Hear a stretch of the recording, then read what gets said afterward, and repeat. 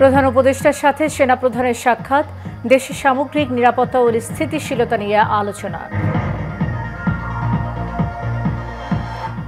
Doctor ইউনূসের মামলা বাতিল সঠিক কিনা, রায় 23 এপ্রিল।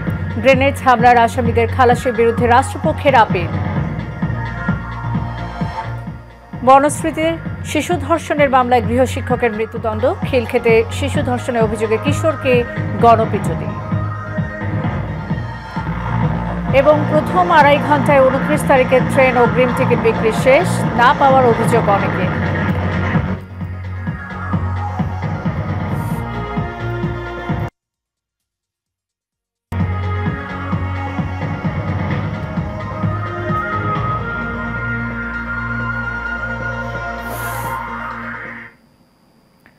স্বাগত এশিয়ান প্রাইম নিউজের সাথে আছি সাবরিনা জিয়া। এতক্ষণ শুনছিলেন বিআরবি কেবল ইন্ডাস্ট্রিজ লিমিটেড সংবাদ শিরোনাম। এবার চলে যাব পুরো খবরে। অন্তর্বর্তীকালীন সরকারের প্রধান উপদেষ্টা অধ্যাপক ডক্টর মোহাম্মদ ইউনূসের সাথে সাক্ষাৎ করেছেন সেনাবাহিনী প্রধান জেনারেল ওয়াকারুজ্জামান। রাষ্ট্রীয় অতিথি ভবন যমুনায় আজ এই সাক্ষাৎ হয়। সাক্ষাৎকালে সেনাপ্রধান দেশের সামগ্রিক নিরাপত্তা পরিস্থিতি এবং সেনাবাহিনীর চলমান কার্যক্রম সম্পর্কে প্রধান উপদেষ্টাকে অবহিত করেন। পাশাপাশি দেশের উন্নয়ন ও স্থিতিশীলতার জন্য সেনাবাহিনী কর্তৃক গৃহীত বিভিন্ন পদক্ষেপ নিয়েও আলোচনা করেন। প্রধান উপদেষ্টা এ সময় সেনাবাহিনীকে প্রয়োজনীয় দিক নির্দেশনা প্রদান করেন। তিনি আশা প্রকাশ করেন, দেশের সার্বভৌমত্ব ও নিরাপত্তা নিশ্চিত করতে সেনাবাহিনী তাদের পেশাদারিত্ব ও নিষ্ঠার সঙ্গে দায়িত্ব পালন অব্যাহত রাখবে।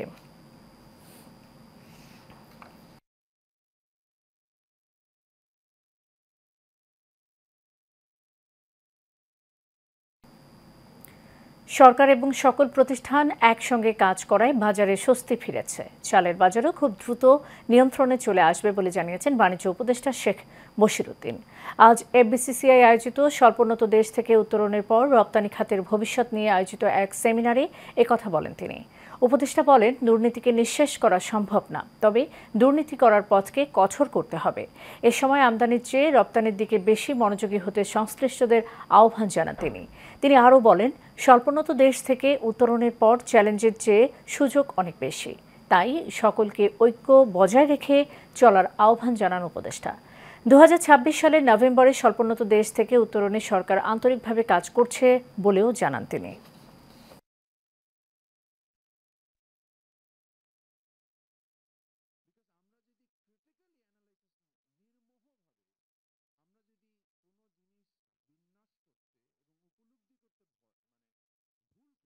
ভয় পাই এবং আমরা অন্তর্বর্তী সরকারের প্রধান উপদেষ্টা হওয়ার পর ডক্টর মোহাম্মদ ইউনূসের মানি লন্ডারিং মামলা বাতিল সঠিক কিনা সে বিষয়ে আগামী 23 এপ্রিল রায় দেবেন আপিল বিভাগ।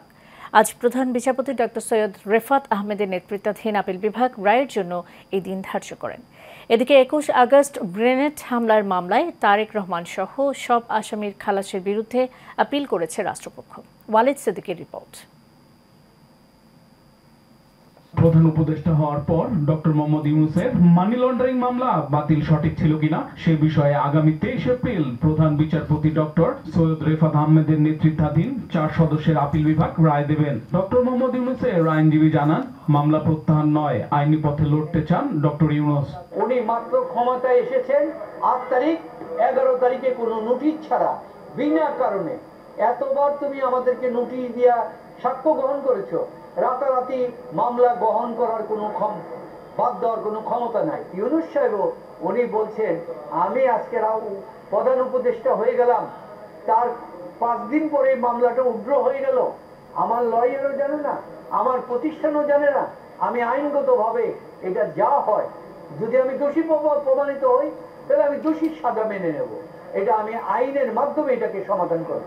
এদিকে 21 আগস্ট গ্রেনেড হামলা মামলায় তারেক রহমান সহ সব আসামির খালাসের বিরুদ্ধে আপিল করেছে রাষ্ট্রপক্ষ।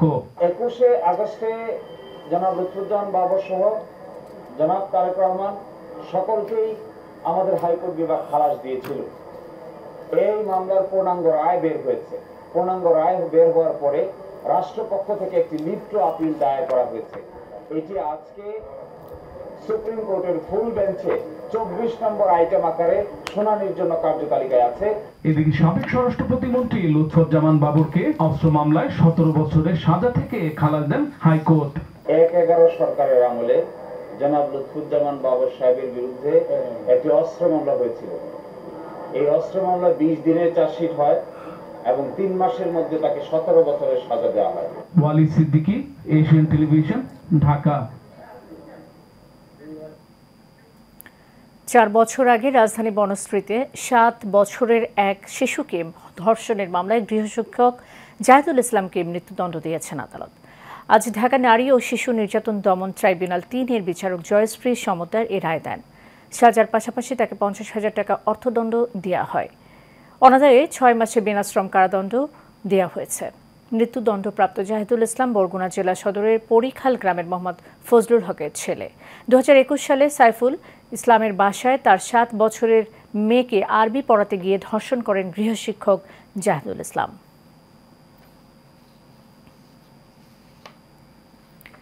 রাজধানী খিলক্ষেতে 5 বছরের এক শিশুকে ধর্ষণের অভিযোগ উঠেছে। এ ঘটনায় অভিযুক্ত এক কিশোরকে গ্রেফতার করে পুলিশ। পরে থানায় নিয়ে যাওয়ার সময় পুলিশের গাড়ি থেকে ছিনিয়ে অভিযুক্তকে গণপিটুনি দেয় উত্তেজিত জনতা। মঙ্গলবার দিবাগত রাত 11:30টার দিকে এ ঘটনা ঘটে। এলাকাবাসী জানায়, ভুক্তভোগী ওই শিশু বাড়িতে এ বিষয়ে কিছুই বলতে পারছিল না। পরে হাসপাতালে নিয়ে গেলে ধর্ষণের শিকার হয়েছে বলে জানা যায়। এদিকে গণপিটুনিতে অভিযুক্ত কিশোরের অবস্থা আশঙ্কাজনক। প্রথম 30 মিনিটে হিট 1,23,00,000 আর বিক্রি 33,000। এভাবে মাত্র 2.5 ঘন্টায় দ্রুত শেষ হয়ে যায় 29 তারিখের ট্রেনের অগ্রিম টিকিট। কিন্তু টিকিট প্রয়োজন ছিল এর চেয়ে অনেক বেশি। ফলে প্রয়োজন থাকলেও অনেকেই টিকিট পাননি। তবে সন্তুষ্টির বিষয় হচ্ছে শতভাগ অনলাইন হওয়ায় কালোবাজারে টিকিট বিক্রির কোনো অভিযোগ নেই এবার। মেহরাব সুমনের রিপোর্ট, ক্যামেরায় ছিলেন লতিফ চৌধুরী। সকাল 8টায় পঞ্চম দিনের মতো শুরু হয় অগ্রিম টিকিট বিক্রি। এবার শতভাগই টিকিট বিক্রি হচ্ছে অনলাইনে।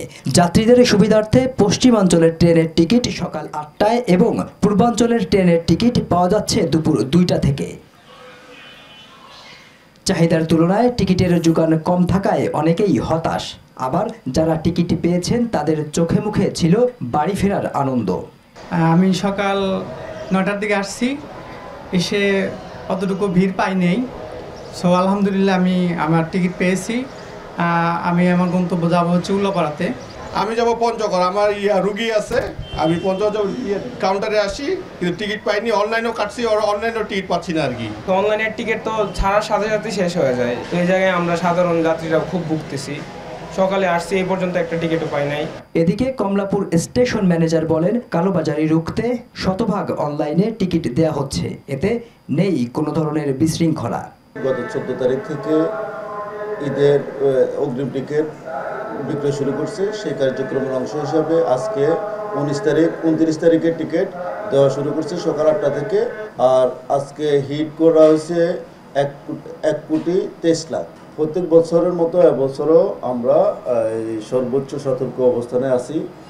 আমাদের আইনশৃঙ্খলা রক্ষাকারী বাহিনী, আমাদের আরএনবি, আমাদের জিআরপি, এরপর আমরা এফইবিএন আমাদেরকে সহযোগিতা করার জন্য থাকবেন, র্যাব থাকবেন, সব ধরনের আইনশৃঙ্খলা রক্ষাকারী বাহিনী থাকবেন। Mehrab Suman, Asian television, Dhaka. এবার ওয়ালটনের ডিপ ফ্রিজ কিনে মিলেনিয়ার হলেন সিলেটের কানাইঘাটের কাউসার আহমেদ। ওয়ালটনের কাছ থেকে পেয়েছেন 10 লক্ষ টাকা। দেশ জুড়ে চলমান ওয়ালটনের ডিজিটাল ক্যাম্পেইন সিজন 22-এ ঘোষিত আবারও মিলেনিয়ার অফারের আওতায় এই সুবিধা পান তিনি। সিলেটে কানাইঘাট থানা রোডে এক অনুষ্ঠানে ক্রেতা কাউসারের হাতে 10 লাখ টাকার চেক তুলে দেন চিত্রনায়ক আমিন খান। উপস্থিত ছিলেন ওয়ালটনের সিএমও জোহেব আহমেদ, ওয়ালটন ফ্রিজের সিবিও তাহসিনুল হক, chief divisional officer Suman Mia সহ অনেকে।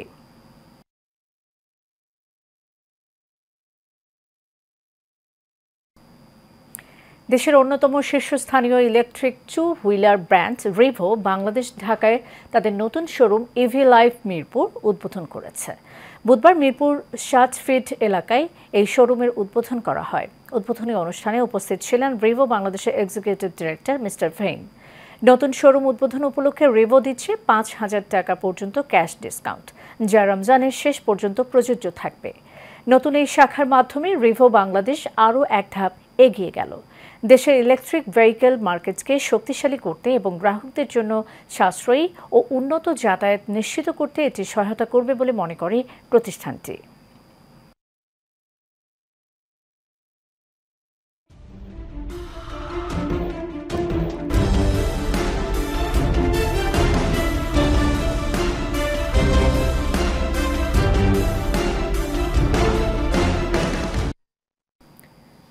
এবার সারা বাংলা। জয়পুরহাটে কালাইয়ে প্রাইভেট কার ও যাত্রীবাহী ভ্যানের সংঘর্ষে 2 জন যাত্রী নিহত ও ভ্যান চালক গুরুতর আহত হয়েছেন। বিকেলে জয়পুরহাট বগুড়া মহাসড়কের বাঁশের ব্রিজ এলাকায় এই দুর্ঘটনা ঘটে। নিহতরা হলেন কালাই উপজেলার ভুগইল গ্রামের মৃত লোকমান হোসেনের ছেলে মোফাজ্জল হোসেন মণ্ডল এবং একই গ্রামের মৃত শাহাবুদ্দিনের ছেলে ইদ্রিস আলী।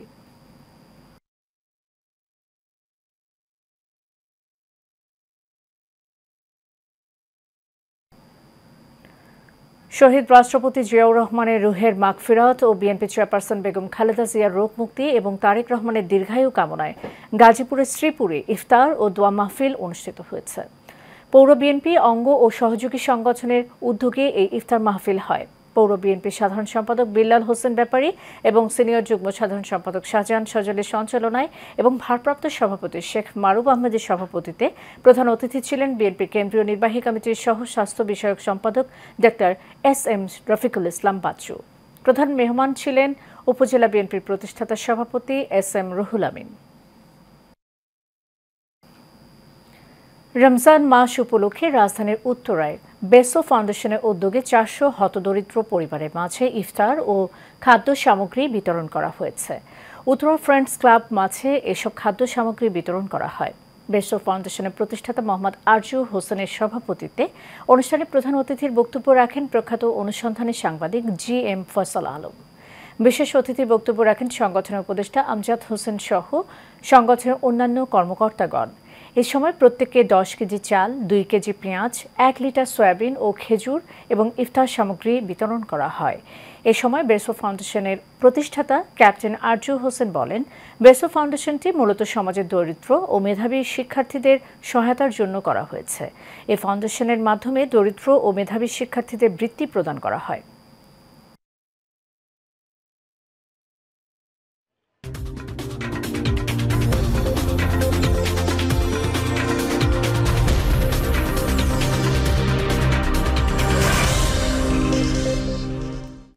খেলার খবর। কাল ভারতের উদ্দেশ্যে দেশ ছাড়বে বাংলাদেশ ফুটবল দল। বিশ্বকাপ বাছাই পর্বে ম্যাচে আগামী 25 মার্চ শিলংয়ের জওহরলাল নেহরু স্টেডিয়ামে ভারতের বিপক্ষে মাঠে নামবে বাংলাদেশ। প্রথমবারের মতো জাতীয় দলের জার্সিতে এই ম্যাচে মাঠে নামবেন হামজা চৌধুরী। তিনি 8 নম্বর জার্সি পরে খেলতে চান। আজ সন্ধ্যার পর সতীর্থদের সাথে অনুশীলনও করবেন তিনি। বসুন্ধরা কিংস অ্যারেনায় অনুশীলনের প্রথম 20 মিনিট গণমাধ্যম ও আমন্ত্রিত অতিথিদের জন্য উন্মুক্ত ছিল। বাংলাদেশ ফুটবলের নতুন সুপারস্টার হামজা চৌধুরী খেলা দেখার জন্য মুখিয়ে আছে বাংলাদেশের ফুটবল প্রেমীরা।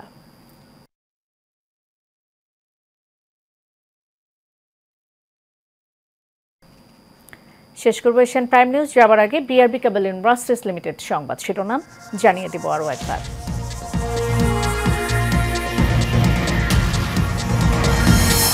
প্রধান উপদেষ্টার সাথে সেনাপ্রধানের সাক্ষাৎ, দেশের সামগ্রিক নিরাপত্তা ও স্থিতিশীলতা নিয়ে আলোচনা।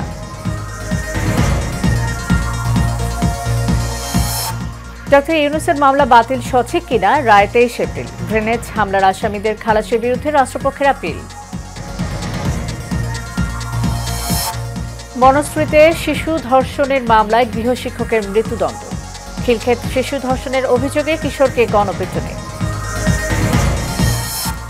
এবং প্রথম 2.5 ঘণ্টায় 29 তারিখের ট্রেনের অগ্রিম টিকিট বিক্রি শেষ, না পাওয়ার অভিযোগ অনেকের।